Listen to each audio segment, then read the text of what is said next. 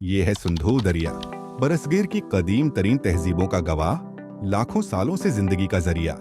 लेकिन आज ये दरिया एक नए बहरान का शिकार है। क्या ये दरिया हमेशा इसी तरह बहता रहेगा या फिर मुस्तकबल में एक यादगार बनकर रह जाएगा? वो दरिया तबत की बेरिफानी पहाड़ियों से निकलकर चीन, भारत और पाकिस्तान के मैदानों से गुजरता हुआ बहरा अरब में जा गिरता है। ये पाकिस्तान की मईशत की रीढ़ की हड्डी समझा जाता है, क्योंकि इसी पर हमारी ज़राअत और पीने के पानी का दारो मदार है।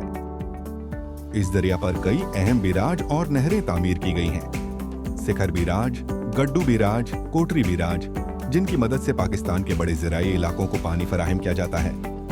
लेकिन क्या ये सब काफ़ी है? माहिरीन के मुताबिक पानी की गैर मुनसिफाना तकसीम और नए नहरी मंसूबों की वजह से संध के अवाम शदीद मुश्किलात का सामना कर रहे हैं।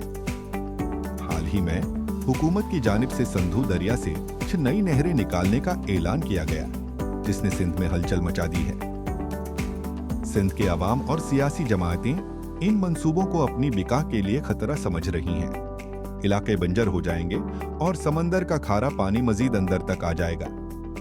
ये महज एक खदशा नहीं, बल्कि हकीकत में ऐसा होगा। अगर सिंधु दरिया का पानी मजीद कम हुआ तो सिंध के साहिली इलाके समंदर में जम होगा। लाखों लोग बेघर हो सकते हैं और मुल्क की ज़राअत तबाह हो सकती है। अगर पानी की मुनसिफाना तकसीम यकीनी बनाई जाए, गैर जरूरी डीमों और नहरी मंसूबों को रोका जाए और माहौल दोस्त पॉलिसियों को अपनाया जाए, तो सिंधु दरिया हमेशा बहता रहेगा और उसके किनारे जिंदगी हमेशा कायम रहेगी।